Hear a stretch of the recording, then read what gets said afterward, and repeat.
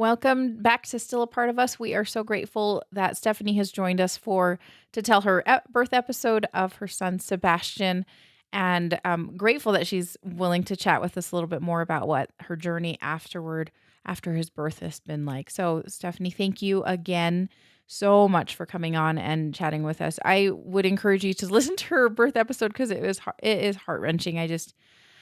Oh, yeah, it's a rough one, I think. You probably think the same thing too. So, but welcome. Thank you. Thank you. So, just to orient everybody, would you mind telling us a little bit about how who Sebastian was and how he passed away and how long ago that was? So he was our first son. He was our firstborn, and we don't have any living children. So he is our only. At the time of this recording, it is 21 months and 5 days. Um, and we found out that it was complication to gestational diabetes, to late onset gestational diabetes. Okay. And he was stillborn at like 40 weeks. It was past his Hmm. due date. Yeah. Yeah, like 40 weeks in one day. Yeah. You mentioned how a little bit about that information that you got about how he passed away. So you opted, and this is one thing that doesn't happen too often, is that you guys opted to get an autopsy, a Mhm, full autopsy, correct? mhm. Yes, yeah, we did do a full autopsy. It's weird because I actually didn't know until you're part of the lost community, you don't really know all of the options that there Yeah, are out there. So there are a lot of different options that they can try and do to try to diagnose what it is that happened. And even sometimes when you do everything, there's sometimes not answers. right. Yeah. A- But And s- so but you went for the full autopsy. So mhm, this is another thing that I feel like as I've talked to other people is like they don't do it because like a lot of times obviously insurance doesn't cover it. So right. it's kind of spendy and it takes Mhm, a long time and they don't want to like hurt their baby anymore, right? Like hurt their correct. baby's body anymore. Yes. And Mhm, so but you guys did that and mhm. I think that's a great choice, for you and your family because, Yeah. like you mentioned before, is that you guys are a little bit more analytical Mhm, and mhm. wanted to figure out what was going on.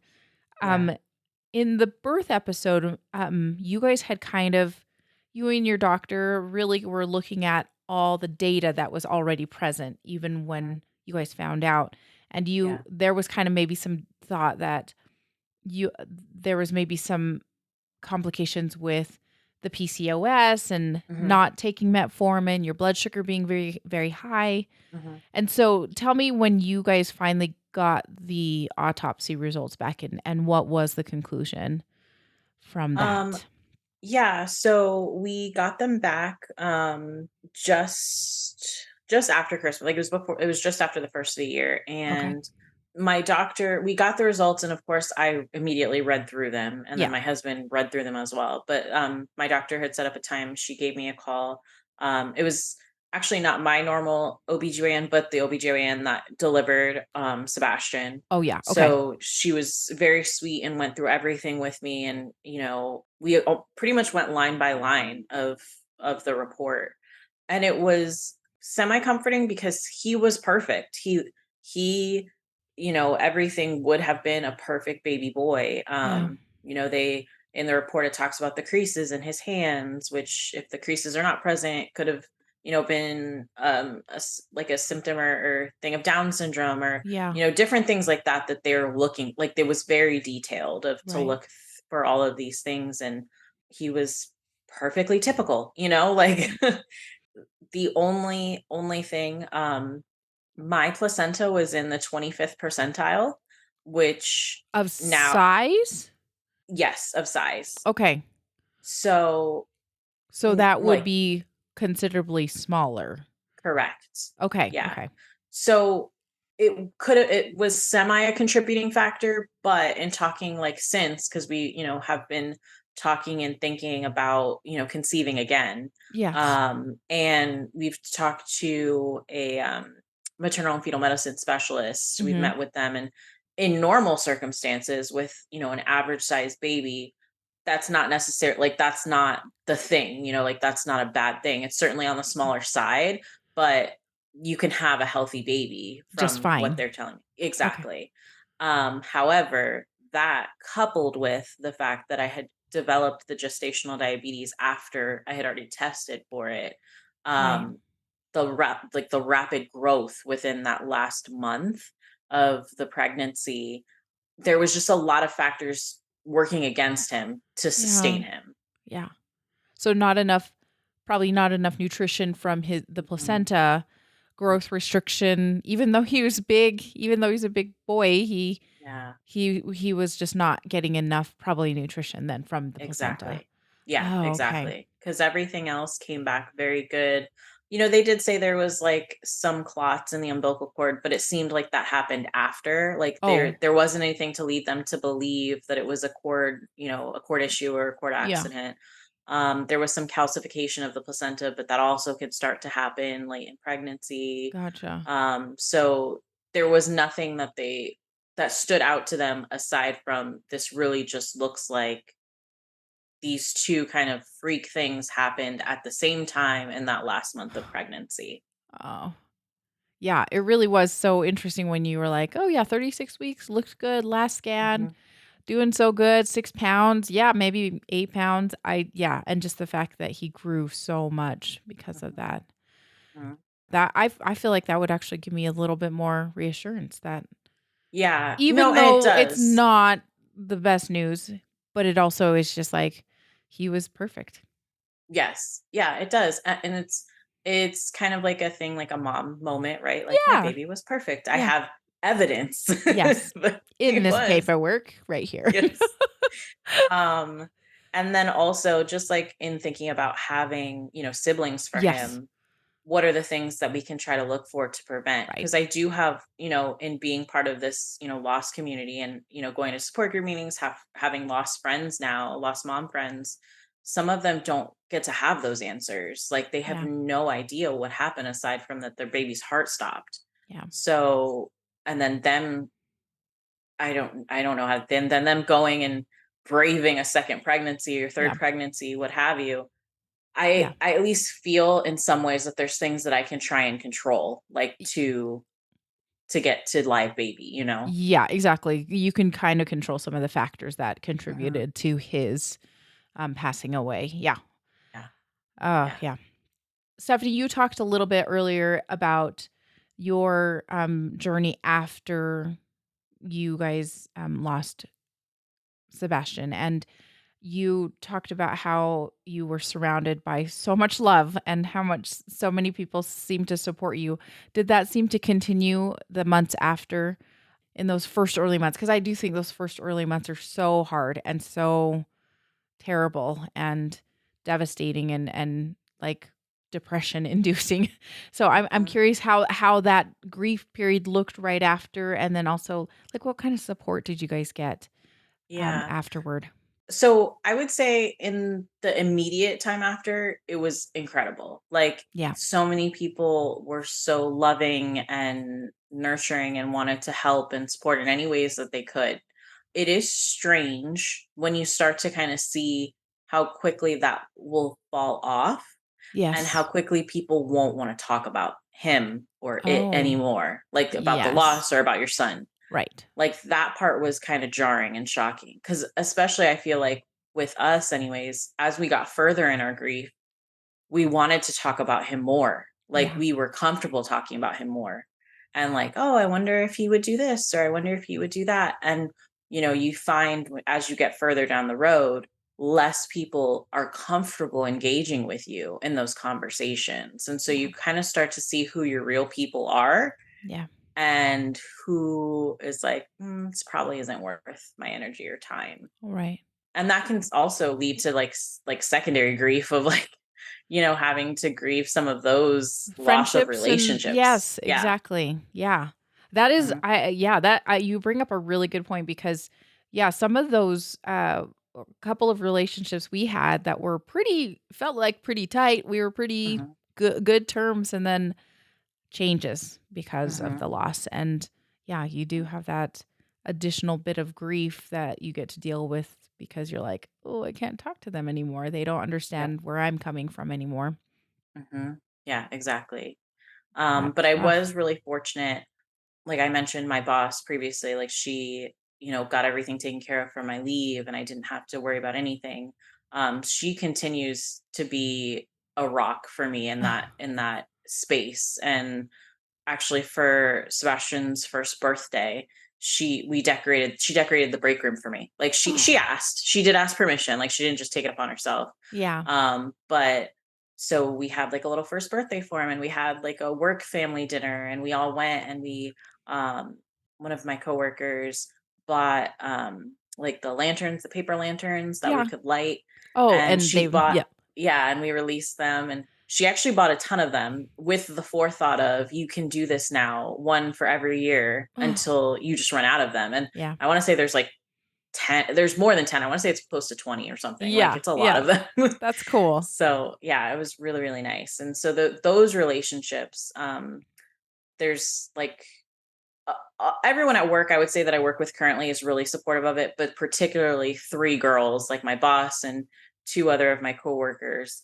Um, I don't think I would have been able to, one, go back to work, Yeah. or two, just even sometimes, like I was just talking in preparation for, our conversations today. I was talking to one of the girls yesterday and I was like, I'm really nervous. Yeah, I don't know yeah, how I'm gonna do it. And she was just like, you got this, mama. Like, you're going to talk about him and you're going to feel great. And like, just they are those forever people that are going to yeah, be in your corner and engage with you about your kid. And sometimes I feel like as a lost mom, our experience is so different, especially if you don't have living children.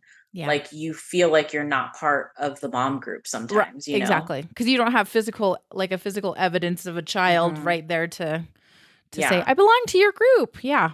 Yeah. So to find those friends that will engage with you. And I mean, I've even had people that like we were acquaintances with, we're not really close with, but like I see them and they're like, how was postpartum and how was this? And I experienced this. And like they'll just engage with you in a really normal conversation that women would have. And it's just, it Yeah. means so much more because it's like, dang, thank you for asking me. Like, Yes. Yes. yeah. Well, and I don't think people realize I was like, you had a baby too. Like Hmm. you went through you got cut open for Yep. because you had a C-section and that is Hmm. a major surgery. And so there's all the postpartum stuff that you have to deal with. And so yes, for people to acknowledge that you went through a birth is Yeah. a big deal too. And to ask about yeah, that's a little thing, but it's something Yeah. people could do. Yeah, for sure, for sure. And I wish too, I feel like even some doctors sometimes will minimize. And it's like, Oh, you're a doctor, you know this. Like, I yeah. went back to my primary care because I did develop diabetes. I have type 2 diabetes. So Oh, it okay. did, my PCOS symptoms, Just worsened. And during that postpartum period, it's managed now. You yes. know, I'm super proud to say that my A1C is below pre-diabetes levels. So Good that's awesome. job. No, seriously, that is great. It's amazing. It's Yeah, hard work. it is hard work, so good job. Thank you. Mhm. But even my primary care, like when I went back to him and I had told the nurse, well, I experienced a stillbirth, a full term stillbirth, and because, what's changed in your medical history. And then when the doctor came, he was like, oh, so I heard you had a miscarriage. I'm so sorry. And I was like, um, I had a No. stillbirth, like, and that's traumatic. Miscarriages are traumatic. I've had one of Yes, them too, for but sure. that's not representative of what happened to me. Like, Yeah. Yes. it's different. It's a different type of loss. It's a different type of trauma. Like, Yeah. There's so many more so layers, I feel like. Holy yeah, cow. Oh yeah. my And gosh. so it was like just very kind of dismissive. And I don't know, like, I was like, yep, we're not going to go back to you. Like, Yeah. you're not the Yes. doctor for me. Yes. I'm gonna just say this right now. Like your action is something that I think we need to kind of be obvious about. Like you can choose your providers. Like I mean, I have the luxury, and you. It sounds like you have the luxury of being able to change doctors if you need to. And so, Yeah. if you could be an advocate for yourself in that way, please do, because like women's Hmm. health stuff kind of gets like Yeah. Like ignored pushed to the or side for sure. exactly. So I think Mhm. just be an advocate for yourself in the healthcare system. For sure, for That's sure. my soapbox. Yeah.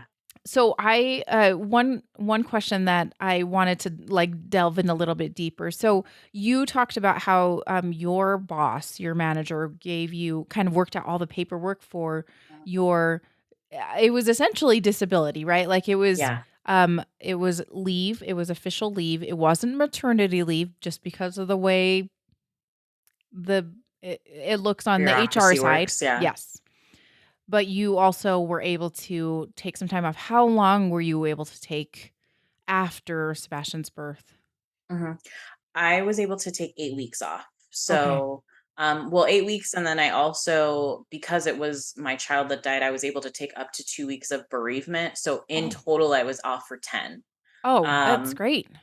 yeah. Now, part of it, like 3 weeks of that was 100% pay, and Mhm. then the rest of it was 65%, Okay. because at that time, I hadn't been with the company. I had been with the company just under 3 years at the time. Right, and so they Um, okay.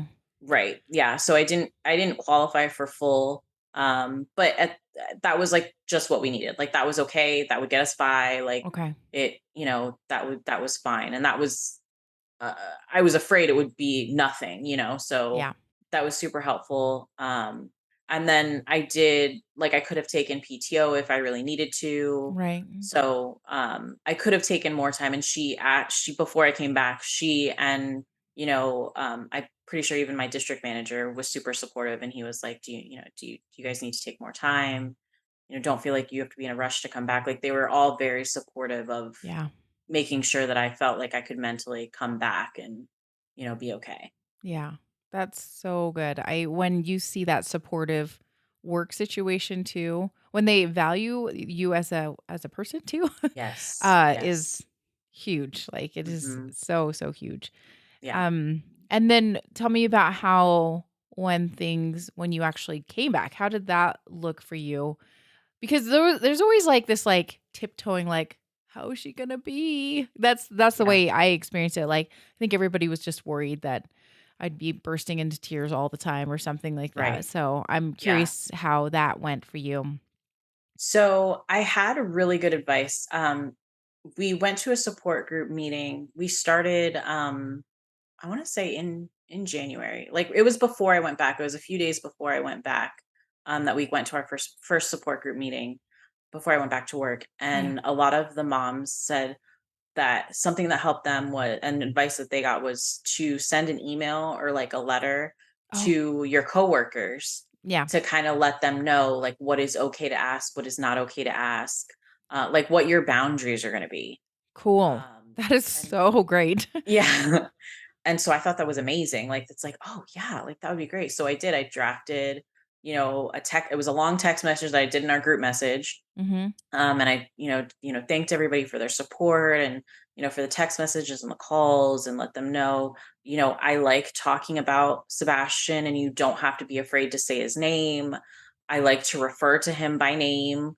Because I didn't want for people to just act like I wasn't pregnant. Like they had gone through this whole journey with me of Yeah. even fertility cycles and, you know, getting pregnant and all of that. So I didn't Yeah. want to act like it just didn't happen. Like Yeah. that would have felt way more painful. Mhm. So I just kind of prepped everybody. Like I like talking about him. You can ask about him, and things not to say to me. Don't say like everything happens for a reason. Don't want to hear that right now. Like That's awesome. or yeah, like I didn't want to hear God knows what he's doing, or like I didn't want to I don't like feeling like God did this to me. Like Yeah. that doesn't feel true. So just like platitudes. Like I didn't want to hear the platitudes. Like Yes. keep them to yourself. Love you guys, but keep them to yourself. Yes. I think that So, is brilliant that you put, like, things to say, things not to say. I because that gives people a script to kinda go by not script, mhm, but just essentially some guide like you said, boundaries, guidelines yeah, to help, like, just help me during this period, and yeah, these are some ways that you can do that. I yeah, think that's cool. exactly. Hmm. Yeah, it worked, and it was really good. And then the other advice that I would give anybody and that I got was have like a plan if you feel like you're gonna break down, and like have an escape route. Mhm. So I did. So I planned with my boss of if I feel like I can't hack it for a second, like Yeah. where I would go in, within the office, within the branch. And Yeah. And I only had to use it, I think, once or twice, but it was, I knew what to do and Yes. where to go. So it wasn't like, oh my God, I'm about to cry. Where am I going to go? It was okay. I'm going to run myself to the back, go to the break room, lock myself in. Like, Yeah. and yeah, like there was actually a moment where when I first came back, because at the time I was still a personal banker. So I sit with customers and I open accounts for them and do, maintenance and things like that. And there was a young couple that was coming in and they had a baby with them. And at first I was like, I can do this. I got this. Like the baby's asleep. He's not making any noise. But it Yeah. was a boy too. Like Oh, boys, even still sometimes now, like being almost 2 years removed, sometimes boys are harder. Like I was doing okay. I was having conversation with them. I was trying to really avoid the fact that there was a baby in the room. yeah. There's a stroller right there. And then, of course, because I'm their banker, they're asking me questions about like savings accounts for the baby and like, things of that nature, because that's their life event that I can help them with, that Yeah. I'm, to advise them on. Exactly. And so I'm starting to kind of feel like, okay, I need to try to speed this up. And Yeah. then the baby just kind of made this like noise, like, because they're sleeping and they make little Yeah. noises. And I was like, "I'm so sorry, I have to excuse myself." And that's what I had practiced. I literally had practiced it in the mirror Oh, of how to do it. And so I got up and ran to the back, and my boss saw me run to the back, and she came and she was like, "Do you need me to take over?" And I was like, "Yeah." And she's like, "I'm so sorry. As soon as I saw they had a baby, I thought I oh. should get them with someone else." Because they were like, they had an appointment, So when she saw them Yeah. walk in with a baby, they were assigned to me. She was like, "Oh, I should try and do something else." So she was like, "I'm so sorry." And so she took over. She told them, I don't know what she told. I think she told them I got sick. I'm not sure. But I didn't have to see them again. And she Yeah. came and got me when it was done, and I just Oh, kind good. of collected myself. Yeah. So Mhm. I love the fact that you had an escape route and had planned out what it needed to be because it sounded like even though you had it was kind of just and didn't need to use it very often. Right. It was still reassuring to Yes. know that express your emotion and cry and have a breakdown essentially Yeah. Yeah. in the break room. Mhm. And I think that's great advice to just like if you are going back to work to really like figure out how you're going to essentially have an escape route Yeah. or who your people are going to be that can kind of cover you while you're down and out. And so yeah, I Yeah. think that's some Exactly. good advice. Yeah, it was really amazing advice. And the other thing too that really helped is, sometimes you want to talk about your kid, like, because it Yes. comes up, like, especially in that environment when you're dealing, or you are customer facing, it comes up of like, oh, do you have kids? Or, Right. Right. and people ask you, and that can be very, like, it's such an easy, simple question that people ask, Mhm. but it can feel kind of intrusive all of a sudden, Right. like, or Pretty they're like jarring. yeah. And it's a loaded question anyway, and you don't realize it until you've had a loss and you're like, "Oh, how Right. many kids do I have? You're right. How am I going to answer that Yeah. question?" Yeah. Exactly. And the woman that put together our support group, she actually founded Amend, or our chapter of Amend, when she lost her child. She had a Mhm. stillbirth many years ago, and at the time, back then, there wasn't, like, her husband was a doctor, and there Mhm. was nothing, like there was no real resources or Oh. anything for Uh-huh. her. And so she really saw a need, and her husband saw a need, that they made a place for lost parents to meet, at least monthly. And Yeah. they used to meet like in his office. Now we meet like at like a clubhouse somewhere. But Yeah. um we meet monthly to just talk about our kids. And we were talking one day before I went back to work, and I was like, Miss Karen, I just don't know how do I do that? What if somebody asks me, like, what do Yeah. I say to them? And so Yeah. she was like, you just practice. You practice in the mirror what you're going to say. And you practice two things. You practice when you want to talk about him and what you want to say, and when you don't want to talk about him and what you're going to say. Yeah. And I was just like, okay, yeah, I'll practice in the mirror. And because when you practice it in the mirror, like, it sounds so silly, but when you do it, like, it's like your body knows, because like then all of your emotions go everywhere, but your Yeah. body knows what to do, like Yeah. because your face knows how to react, and your tone, and like so you're able to just kind of go into this rehearsed thing of, well, I had a son and he passed away, and they'll say, "Oh, I'm so sorry." "Oh, well, thank you. I really appreciate it. I'm doing okay." And then if it opens into a conversation that I really want to go into it and I feel strong that day, then I will. And I will tell them everything. And, Yeah. you know, and then if some days I just am not feeling it, and then I'll say, "No, we don't have any at home," Yeah. because that's true. I don't have any at home, but it's Yes. not, but then it's that particular for me feels like I'm not like disowning him, Yes. or I'm not betraying him in any way, because I'm not saying he doesn't exist. Yes. Yeah. But and it kind of stops the conversation about like that right there. And so that's nice. I just can't even tell you how much I love the practicing part. That is I've just never thought of that before. I think that's brilliant because there are some situations where it's gonna take you off guard. Like, you think it's the most benign question when somebody at the grocery store is like, "Oh, how many kids do you have?" And you're just like, "Ah." So to practice is great. I think that is that's brilliant. It's worked really well the past 21 months. So Yeah, okay. Well, good. Okay, and you are, still working at that same bank, if I'm not mistaken, yes. currently, Yeah. and so Mhm. I'm just curious, how has your grief changed over time? Yeah, let's start with that. How's your grief changed over the time? Like, it's been 21 months. Those first few months are usually quite acute and hard, and yeah, it's rough. Yeah. Yeah, But like how is really it raw. yeah, super Mhm. raw. Tell me how things have changed since that Yeah. time. So I think I was just really surprised by, you're a completely different person. Like it's like this bomb, like in the movies, a Yeah, bomb goes off and then there's just debris and dust everywhere, and there's not an inch that's not touched by yeah, it. Like that's grief. This loss is a bomb goes off in the middle of your life and there's not a piece of your life that isn't affected. Like yeah, everything. There's dust everywhere. yeah. Even once it settles and you think you've cleaned some of it up, you'll find another little corner of something and it's still there. And I found that, just not to say that I'm not compassionate, because I feel like my empathy has definitely grown, but Mhm. like when people are complaining about dumb things, I'm like, Yeah. get it together. Like there's people dying. Like Yes. what, working in the Yes. branch, like people will complain that, the line is too long or something like that. Like, and it's like, come on. Like this is what you're complaining about? Like Yeah. I just dealt with a customer that, lost their husband. This is what you're complaining about? Like Yeah.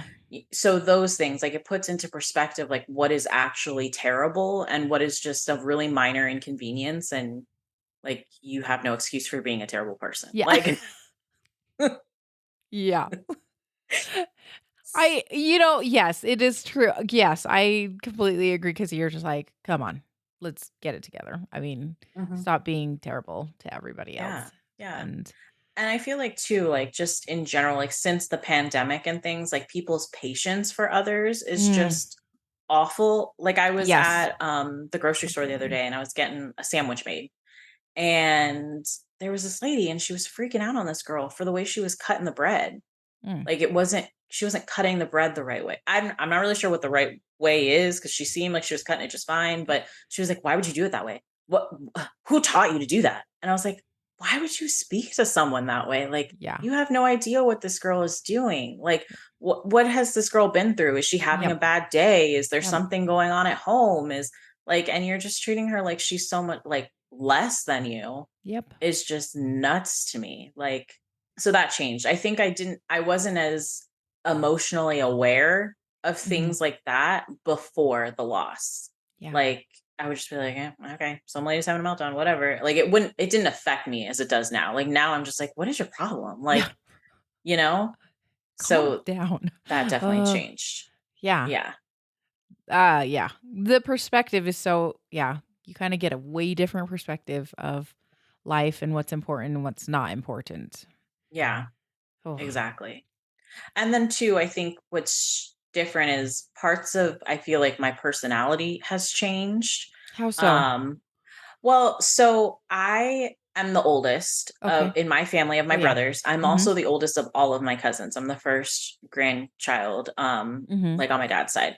And in our culture, the firstborns, even if you're a girl, especially if you're a boy, but even if you're a girl, Yeah. you are responsible for everybody. So, Okay. like for Yeah. me, I always had to be the good girl. I always had to take care of everybody. I had to make sure nobody was getting in trouble. Yeah. I was always like very responsible for, if they're if they're being good, what their emotions are. Like I couldn't have my own emotions, things like that. Like that's just how the Hispanic community, in Yeah. my experience, has been. Okay. Okay. Yeah. Mhm. So my family puts like this, kind of weight on your shoulders of like, you can't do anything wrong. You have to do everything the right way. Right. So Okay. like wouldn't dare sleep around and like, that's not to say that all of a sudden I am like, I'm very committed to my husband, but Yeah. like No. Yes. Yes. Yes.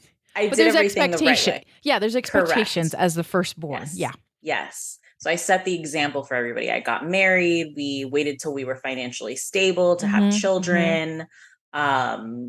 We did all the things in the way that you're supposed to. You have the Yeah. house, you have the things. And then I found after the loss, I was like, I just want to be me. Like Mm.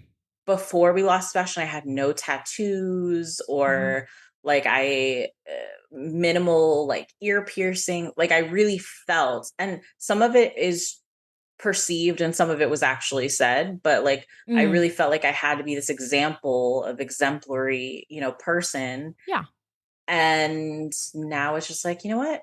I want a tattoo. So Yeah. I got my first tattoo on my wrist, like before I went back to work, that says live, to remind me that I'm living for my son. And, Yeah. then my husband has an anchor on his chest for me. So I have an anchor on my back for my husband. And we have memorial tattoos for our son, and my memorial tattoo is huge. It's very large on my Mhm. thigh. Like Mhm. You're like, it's got nobody's yeah, people are gonna see that. The cousins are gonna mhm. see that. Everybody's gonna see it. And it's funny because a lot of my cousins do have tattoos, Uh-huh. but I couldn't. Like it was Just okay for them because it's like, they're young, they do silly yeah. things, but I never could. Yeah. And it was just like, you know what? I'm not gonna put these expectations on me, other people's expectations. Like Yeah. I know I'm a good person. I know, Yeah. I am a good upstanding citizen, like I can have a tattoo for my son. Like I have his footprint and his birth flower and his name, and Yeah. it's gorgeous. It's a big piece and I'm proud of it. And I was like the first time I went to my grandparents' house after I got it, I was super nervous. Like Yeah. I was like, I did this, I feel good about it, but what are you guys gonna say? Exactly. There's And still that. and my grandmother actually she first hit me. She did. She was like, "What is this?" And she kind of knocked me on the back of my head. And then I was like, "It's for my baby." And so then she looked at it and she saw his name and she goes, "Okay, that one's okay. But just this one, not the others. this this one's okay."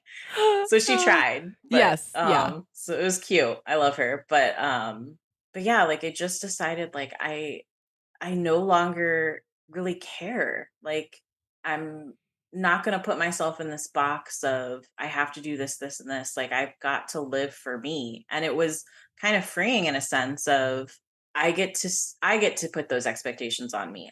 Yeah. It's not someone else's voice. It's not someone else's saying like you have to do things this way or like I get to make those decisions. And it's something that I like haven't really done my entire life. Yeah. So I feel like my son gave that to me. Like Yeah. I feel like he gave me that freedom to just express myself and Mhm. be whoever it is that I want to be Yeah. in that moment. Yes, yes. But, I think that is I would say kind of, something similar happens to me, just like you get to a point where you're just like, "I know what's important," and trying to be who I am and live so that yeah, like, live for my son is it makes you be who you are, I think. It really burned off all the extra stuff, it felt like, and yeah, could Yeah. just be me. So, Mhm. I think that's so cool, like, yeah. Man, those yeah, because my dad was first gen my parents were first generation, as well, coming to the United States. So yeah, there's like so much expectation on you as you're here, and Yeah, you're here and you gotta do well for the family because we yep. sacrifice so much. I was Yeah, you like, got to be when you were talking, yeah, I successful. was like, when you kept talking, I was like, that's my family. Yeah, you have to be successful. You can't get into any trouble. Yep, yep. You know, Or just all or you're if you do, then you are like you are ruining our family's name. Like, yes. Yeah, the reputation. yes, Yeah, but and also it's like where is this reputation? Where is this yeah, big reputation? Who is yes, saying these things? yes, exactly, exactly. But it is what it is. So. Mhm. Stephanie, it's been so interesting talking to you. I wanted to ask, like, do you? I do have a couple of last things that I want to ask you. First of all, you've talked about at the very end of your birth episode about Sebastian. You mentioned that you and your husband specifically vowed to stick to each other. Basically, like, we're gonna make it through this because there are some terrible statistics for people that have had a loss and marriages. Like, they are not good. And so Yeah. I'm wondering, how have you supported your husband Sebastian during these times? And maybe anything that he's done that has helped you specifically through this time. Yeah. I mean, one thing I think is really early on, we decided that we were going to communicate about him. And I think us agreeing on that was huge because Mm. I know I do have friends that like their partner didn't want to speak of the baby. And like, I Um, can't fathom that. I yeah. can't fathom not being able to talk to the only other person on the planet that has experienced this loss Yes. the way you did, you know? So I think early on deciding that we're going to talk about him together was huge. Yeah. And then also just kind of giving each other the space to grieve how we were going to grieve.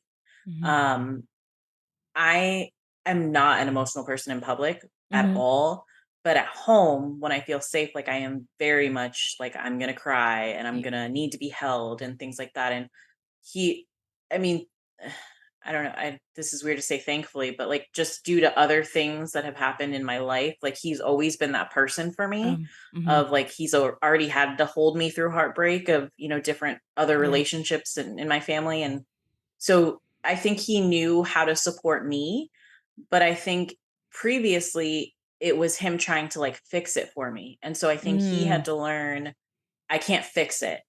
Yeah. I just have to listen and like be here. And I think he adapted to that really well. And I mean, Mm. sometimes it's tougher. So I mean, I'm not going to say that it's been perfect for the last 2 years because Yeah. that's would be crazy. It's work. Marriage is work in general. Yes.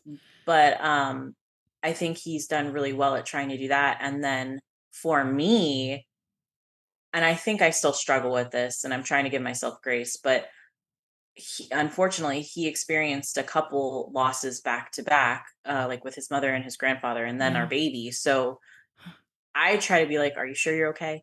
Are you sure you don't want to talk about it? You don't have to, but are you sure?" Yeah. Yeah. And I try to keep myself from doing that because I know that's not how he deals with things. Like Mhm. when he needs to talk, he will talk, and I don't have to ask him. Gotcha. So I think just letting him know, like, I'm here if you need me, but I'm Yeah. not going to pry. And I know you'll come when you need to. And Yeah. he will. And he will when he needs to talk about it. When he doesn't go to support group meetings as much as I do. Mhm. He decided that like he does like to come sometimes, but he doesn't get the same things that I do. So me Mm. accepting that we're going to have different processes and that's okay. Yeah. And then when he actually does need different tools or resources, he reaches out for them. And I think that's been really key is for us to continue to communicate about it and how we're feeling. And when it changes, this past month and a half, we've had a lot of just changes and challenges with, trying to conceive again and things like Mhm. that, because that's a Mhm. whole nother roller coaster of Yeah, emotion. I'm sure.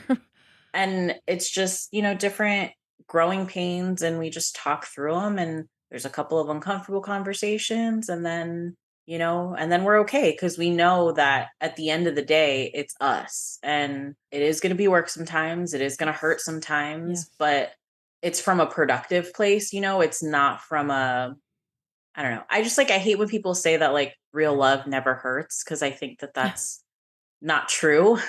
Yeah. And I think there's a difference between like an unhealthy hurt and a Yes. this is just a hard challenging thing, you Yeah. know? And we're working through Um it.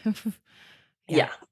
Yeah. So and I mean, I'm a huge advocate for therapy. I've been in therapy since probably 3, 4 weeks after the loss. Mm. I had been in therapy previously, so I immediately, reached out to a new therapist, somebody who specialized in this type In of loss. grief. Okay. Yeah. But I That's great. actually I hope it's okay if I plug a foundation. Please Um do. okay. Yeah. So a friend of mine, I mentioned earlier, a girl that I went to high school with, she had lost a child, and so she told me, she reached out pretty immediately once she saw on Facebook what had happened. I mean, Right. thankfully, and let me know of the Finley Project, which is a not for profit that offers support services for lost moms. And they have a limited amount of moms that they're able to support every year, depending on their donors and things like that. Right. But I was, lucky enough to be one of the moms for that particular year. And I had another mom that's assigned to me that walks with me through that first year. And they, offer to, come clean your house and help with groceries. And Yeah. they're thinking that Noelle, who started the foundation, is holistic healing. So like mind, body, spirit. So your physical, all of your emotional, the whole thing. And so I actually met my therapist through her, my Oh, counselor through that foundation that's amazing. that they work with. And they put so much thought into it too. Like they're Yeah. just so great because this particular therapist is awesome. She does have a bit of a Christian background, but she's not necessarily like preaching to me, like, Yeah. so it's just safe, you know? Yes. Yes. Um, and the same thing with my mentor mom that would walk with me. She has a similar faith and she had a similar situation, a similar loss. So they try and pair you with someone or with people that are going to really be able to support you through that first year of loss. Yeah.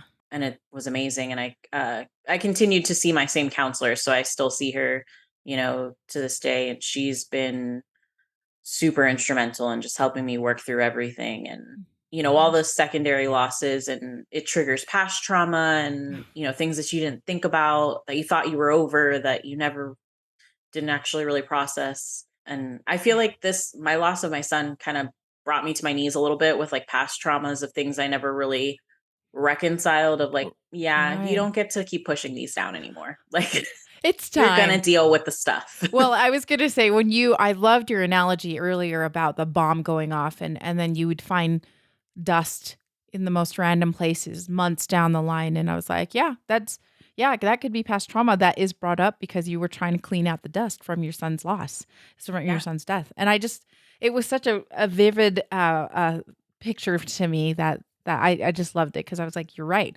Like it disrupts everything and you don't know where it's gonna show, like you said, the dust is gonna show up. So Hmm. yeah. I want to point out that I have heard from another lost mom on our podcast. She talked about the Finley Project, and I just was so impressed because they are just not like, oh, it's just a support group. You know what I'm saying? Like support groups Yeah. are awesome. Don't get me wrong, Right. they are awesome, but they really take care of those moms, Hmm. like you said, emotionally, mentally, with therapy and counseling, and then like getting house cleaning. Holy cow. Or I think the one lady at that one point in time they had massages. Like you could get a Yes. Hmm. massage if you needed to get a Yeah. massage. And just because like you don't realize how anxious or bunched up or Yeah. you How you your may need body that. holds in the trauma. Yes, Hmm. exactly. And so I love that. I will we'll put a link in the show notes for that because I think that is if you know somebody, because I think you have to be nominated? Is that how it works? You don't have to nominate, but you apply. So like Okay. you can apply. And then you can also sponsor. So like actually for our son's first birthday, we sent out what looked like almost birth announcements, but it said Sebastian's turning 1. Yeah. And we sent out like a fundraiser, like we did a fundraiser. So like we sent Awesome. QR codes so people could donate. And we raised money for the Finley Project and for our support group. Awesome. So we were actually able to raise almost $800 for both groups Oh, that's that we could so donate, great. so that we could try. And it's not 800 is not the cost for a whole, like, to support a whole mom for Finley Project, but it's almost half, Yeah. um, for everything that they give the moms for a year. But that felt amazing, like, Oh, to be able to, help and just give back a little, to because unfortunately this isn't something that's isolated. It happens way more than people think. And yeah. there's, I forget, when this first happened, I looked up the statistics. It's like 1 in 160, Yeah. but like there's thousands of parents that are in this situation every single year. Yeah. So, maybe just one of them we helped, Yeah. we helped a little bit, Get is through feels this. huge. Yeah. So, What a cool way to celebrate his birthday. Like, and for others to, because I know that people are always like, how can we help? What can we do? What? And I yeah, think that's so cool that your family and friends were friends, yeah, really so supportive. involved. Yeah, Yeah. yeah, Yeah. definitely. Because So, now they know, if they know somebody that's been affected by this, so they know how big of a deal it is to have these resources. I think it's so cool. I think that's so cool. it was nice. And then for our support group, the leader and founder, she actually was like, actually, everything you donate, you get to say what you want for it to be. And I wasn't expecting that. I just figured it would Oh, go toward cost for the support for the group and stuff like yeah. that. And she was like, no, you get to pick what you want to do with. And so we talked a lot, and we actually donated like hand and foot casts, like, so Oh, the kits, yes. to hospitals, Yes.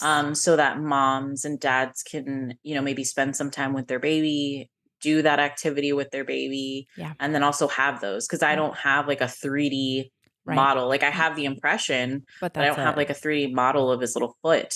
Yeah. So a few of them actually, I want to say we were able to donate like 30 kits. Oh, I could be wrong. I could tell. It could be a little less or a little more, but yeah. it was a good amount we were able That's to donate. So, amazing. That's so amazing because there's those other. yeah, that is so nice. I thankfully our we have a support group also here, Share Parents, if anybody is familiar with them, but they do a great job in Utah, which is where I'm at, and they do the 3D handprints and feet prints, and I'm so grateful that I have them. Tell me the name of your support group because you said that she started it, the chapter in your state or your Mhm. area. Is that right? What's the name Yeah. of the support group? So it's the Florida chapter of Amend, and it's based out of Tampa. Okay, Amend. Mhm. Okay, great. Yeah, that's always good to know of other support groups that are out there if people need to find something locally. Yeah. Stephanie, thank you so much. This has been such a great conversation. I wanted to ask you if you had any last bit of advice or anything that you wanted to share that was on your heart or anything that you wanted to throw in there about Sebastian. Because, we always like talking about our kids. Yeah. I mean, I would just encourage other lost parents to just look for community. I actually found this podcast because I had listened to other podcasts, and my husband had gone back to work, and I was really feeling kind of lost and just Mhm. isolated. Like, he had joined this land of the living, and I didn't know what to do with myself. I just Yeah. felt, kind of alone because I hadn't gone back to work yet. And I found this podcast, and it kind of was like, okay, I'm not the only one. Look at all these moms that are telling their stories. And then it encouraged me to look for my support group. And Good. I would just encourage other moms and dads to just try and find your people. And not to say that those people can't be people that are not lost parents, but I do think there's a different connection that you can have with other lost parents, that they just get it. Like, Yeah. they can just relate to you on a different level, and they understand, like, just the kind of different landmines that you're going to go through. And Yeah. just don't feel like you're by yourself, because that's where things can get scary. And you're not alone. There's a lot of us, and we all want to talk about your kids. And your kid is just as important as your living child, or if you don't have living children. It just there's resources, and there's people, and you matter. Yeah. Oh, that was perfect. Stephanie, thank you so much. This has been a pleasure to get to know you and your husband better. And thank you for sharing Sebastian with us. Thank you so much.